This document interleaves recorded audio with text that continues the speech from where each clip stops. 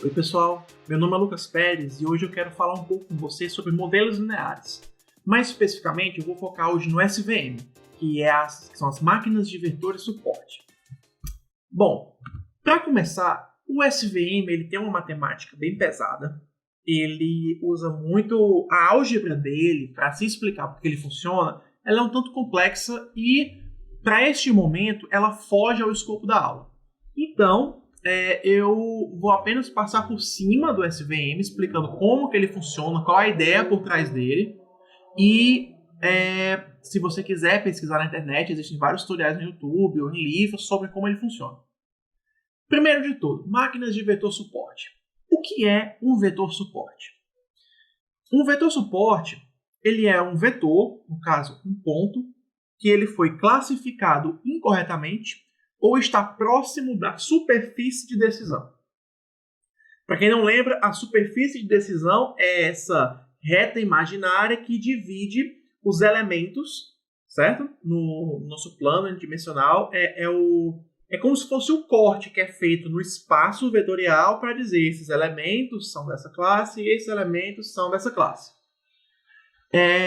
Então, os vetores suporte são esses elementos que estão próximos dessa superfície. E eles são tão poderosos, o SVM é tão baseado neles, que se você tirar qualquer dado ou acrescentar qualquer dado que não afete os vetores de suporte, o mesmo modelo é sempre gerado. Esse tutorial que eu vou mostrar para vocês, ele não foi criado totalmente da gente. Nós importamos um tutorial do Python Data Science Handbook, que ele explica de uma maneira bem interessante como o SVM funciona, que é a maneira que eu vou explicar para vocês. Bom, primeiramente nós vamos pegar esse exemplo de teste, em que nós temos os dados vermelhos e dados amarelos. Você pode ter notado já que eu posso dividir esses dados, posso separar, traçar superfícies e decisões de várias maneiras diferentes. Como aqui, por exemplo, eu posso traçar essa superfície, essa e essa. Qual que a gente escolhe? Qual é a certa? Você pode pensar, não tem diferença, elas classificam da mesma maneira. Tudo bem, você pode pensar isso. Só que supondo que eu adiciono um novo dado, que é esse dado X, que é roxinho, magenta. Aqui diz que é magenta, eu acho que magenta é roxo. Eu não sou bom com cores. Então, dependendo do modelo, da superfície de decisão que eu escolho, ele vai ter uma classe diferente. Se eu uso essa reta, eu estou dizendo que o meu X ele é um dado amarelo. Se eu uso essa reta, eu estou dizendo que ele é um dado vermelho. Então, a olho nu, eu também não sei dizer a qual dos grupos ele pertence. Talvez eu diria os vermelhos, porque os vermelhos têm uma dispersão maior que os amarelos, não sei. Mas a questão é essa, qual é o certo? A ideia do SVM é analisar a margem da superfície de decisão gerada. O que é essa margem? A margem é a distância entre a superfície de decisão e o primeiro dado da classe vermelha e o primeiro dado da classe amarela. O primeiro quer dizer o mais próximo. Então, a gente analisa as margens aqui e a gente vê que a margem desse modelo do meio ela é bem grande, começando aqui nesse vermelho e indo até esse amarelo. A desse outro modelo, ela começa nesse vermelho até esse amarelo e analogamente esse outro aqui. É interessante que essas margens elas são diferentes. E o SVM, ele aproveita-se da maior margem, certo? Uma superfície de decisão que tem a maior margem é uma boa superfície de decisão, porque significa que ela está mais centralizada.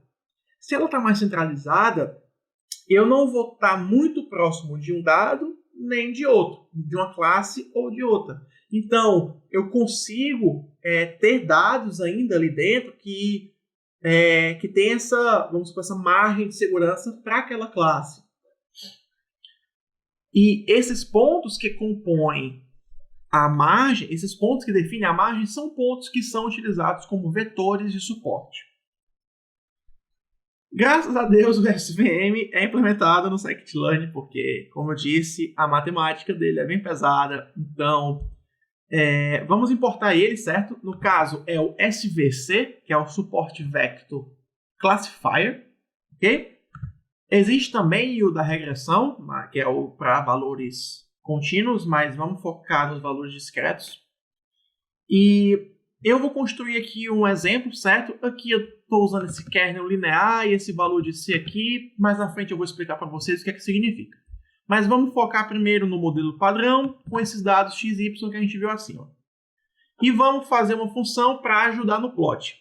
Essa função vai gerar o gráfico mostrando as margens e os vetores de suporte. Nesse caso, o que é que nós temos? O nosso modelo aprendeu essa reta do meio, certo? É uma superfície de decisão correta, ela dividiu perfeitamente o nosso dado e os vetores de suporte são esses aqui, essas bolinhas vermelhas e essa bolinha amarela. O SVM encontrou essa superfície de decisão que maximizou essa margem. Porque, como eu disse, o SVM escolhe a decisão de maior margem. Então, existem outras, mas as margens não são tão grandes quanto essa. Uma vez que ele gerou esse modelo, ele precisou gerar os vetores de suporte. Como eu falei, 2 vermelhos e 1 amarelo. Os vetores de suporte são esses vetores que ajudaram a gente a identificar qual é a margem. Nesse caso, são 2 vetores de suporte por vermelho porque eles estão alinhados, gerando a mesma margem, certo? Assim, eles estão igualmente distantes da superfície, então eles compõem os vetores de suporte. Se esse vetor fosse um pouquinho mais acima, a gente teria só esses 2 como vetores de suporte. Então, esses são os meus vetores de suporte. Como eu disse no começo, apenas eles importam. Se nós removermos os elementos mais distantes da superfície de decisão, por exemplo, não vai ter nenhum impacto sobre o treinamento do modelo, desde que aqueles vetores de suporte continuem lá. Treinando meu modelo com 60 amostras e com 120, eu continuo tendo os mesmos vetores de suporte. Se você olhar bem aqui, eu tenho os mesmos dados, os mesmos suportes, só que nesse aqui eu tenho mais dado acima e mais dado abaixo. Mas note que o mesmo modelo foi aprendido. Beleza? Então, essa é a ideia do vetor de suporte, é auxiliar na decisão, na escolha dentre essas superfícies de decisões, as milhares de superfícies possíveis. Só que se você prestou atenção, e eu acho que você prestou, porque eu confio em você, você parece gente boa, quando a gente treina o modelo, tem esse tal de kernel linear. O que é que quer dizer isso? Bom, o kernel ele é uma ferramenta que permite deixar o SVM ainda mais poderoso do que ele é. Imagina que o Popeye ele come o seu espinafre, só que além do espinafre ele ainda bota alguma coisa para deixar o espinafre ainda mais forte. Um catabolizante, anabolizante, não sei. Acho que é catabolizante nesse caso, que é para acelerar o processo da força lá do espinafre. Enfim, o kernel ele vem para enriquecer ainda mais, para aumentar ainda mais o poder do SVM. Como? Vamos supor esse exemplo aqui, certo? Que é um exemplo em que os dados não são linearmente separáveis. Ah, mas aí você está começando a avacalhar porque a gente está falando de modelos lineares e você pega dados que estão em forma de círculo. Calma, segura. Tá bem claro, né? Você aí que começou a falar mal de mim já viu que o dado não é linearmente separável. E a gente não pode traçar uma reta que consiga separar ele. Treinando o SVC vai dar esse aqui, vai dar esse modelo com esse vetor de suporte. O que é que ele aprendeu? Nada. Suponhamos que nós tenhamos uma função radial. Não sabe o que é uma função radial? Dá uma pausa no vídeo, vai no Google, mas basicamente uma função radial é uma função que a gente vai usar para adicionar uma terceira dimensão ao nosso dado. Certo? Que ela para cada x, ela é a exponencial de menos x ao quadrado somado 1. Essa função radial ela vai permitir que eu pegue o dado original e gere uma informação que eu vou considerar como uma terceira dimensão. Originalmente nós tínhamos apenas 2, mas eu vou utilizar essa função radial, essa posição dele no espaço, para adicionar um terceiro atributo, que vamos supor, esse terceiro atributo me diz o quão ao centro do espaço o quão centralizado o meu dado está. E aí nós adicionamos uma nova coluna, que vai ser a terceira dimensão do nosso dado. Ah, mas para que eu estou fazendo isso? Se eu plotar o dado com essa terceira coluna, eu tenho um plot 3D. Eu tenho um gráfico com 3 dimensões. E eu acho que você consegue ver aqui que o dado, os amarelos estão separados. Não sei se você viu ainda o vídeo de regressão logística, mas eu disse lá que nossa superfície de decisão, quando a gente tem 2 dimensões, é uma reta. Mas a superfície de decisão, na verdade, é um hiperplano. Pensa como uma folha de papel que você pode pegar e colocar bem aqui entre o vermelho e o amarelo. Claro que uma reta não vai poder fazer esse corte porque são 3 dimensões. Então você precisa de 2 para fazer o corte. Então é um plano. Então você bota esse plano que vai separar. O que está acima do plano é amarelo, o que está abaixo do plano vai ser vermelho. Agora o dado é linearmente separável. É linear, só que em múltiplas dimensões, mas ainda se diz linearmente separável, porque você pode fazer um corte de um hiperplano. Agora, é claro que, para esse exemplo, eu escolhi a função radial cautelosamente, o tutorial. E se ela não fosse boa, o resultado poderia não ser bom. Seria bom se a gente conseguisse automatizar essa seleção, né? Uma maneira simples, porém custosa, da gente fazer isso é pegar a função radial e aplicar sobre todos os atributos. Vai funcionar, certo? Então a gente pode também combinar pares de atributos, aplicar a função radial sobre eles, de tal maneira que você vai ter, assim, digamos, 1000 dimensões. Mas vendo na perspectiva das 1000 dimensões, o dado é separado. Só que isso é muito custoso. Gente, você vai ter que aplicar isso para todos os dados, gerar as combinações e... Não faça isso. O Scikit, ele traz uma implementação para otimizar esse uso do kernel. Então, originalmente, no exemplo, a gente utilizou o kernel linear. Nesse caso, eu vou mudar o kernel para RBF, que é a Radial Basis Function, que é um exemplo daquela função radial que a gente usou, e ele vai, por si só, definir essa função radial, gerar esses novos atributos, para poder tentar projetar o dado em dimensões que sejam fáceis de separar. Treinando o meu modelo, perceba que já foi um pouco mais lento.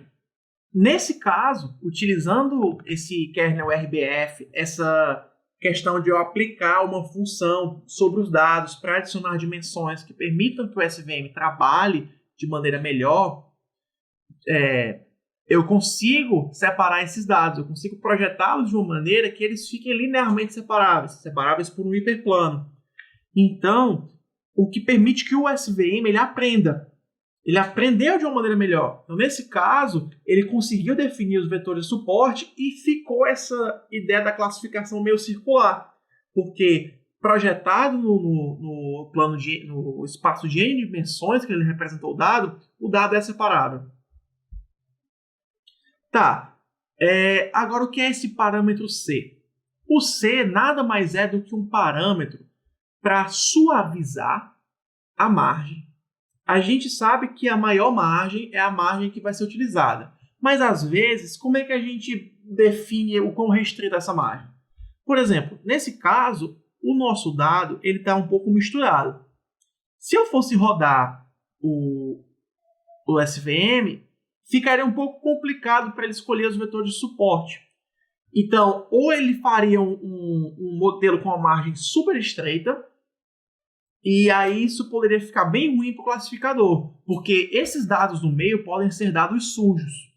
Então, o objetivo é que você consiga classificar bem os extremos, nesse caso. Então, como que eu controlo isso? É o C. O C diz o quão suave ou rígida a margem é. Para maiores valores de C, a margem é rígida, fazendo com que você tente acertar 100% das classificações. Mas, se o C for menor, ele é mais flexível, ele tolera erros de classificação. Como no exemplo aqui embaixo. Usando o C igual a 10, ele não tolera erros de classificação. Mas utilizando um C de 1/10, ele já permite que você pode errar um pouquinho aqui, um pouquinho ali. Eu sou humano, pode.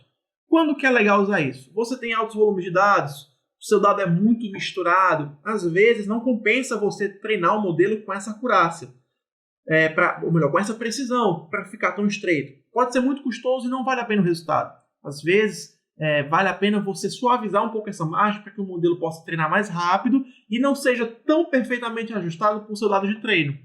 Isso aí vocês vão ver em outro momento sobre o overfitting, mas basicamente é isso, é você não fazer com que o seu modelo seja adequado perfeitamente para o seu dado de treino e quando você chegar no cenário real, ele não sirva. Bom, isso é o que eu queria falar com vocês sobre SVM. Espero que vocês tenham entendido. Qualquer dúvida, deixem embaixo nos comentários e a gente responde o mais rápido que der. E é isso aí, pessoal. Valeu, até a próxima e fique em casa.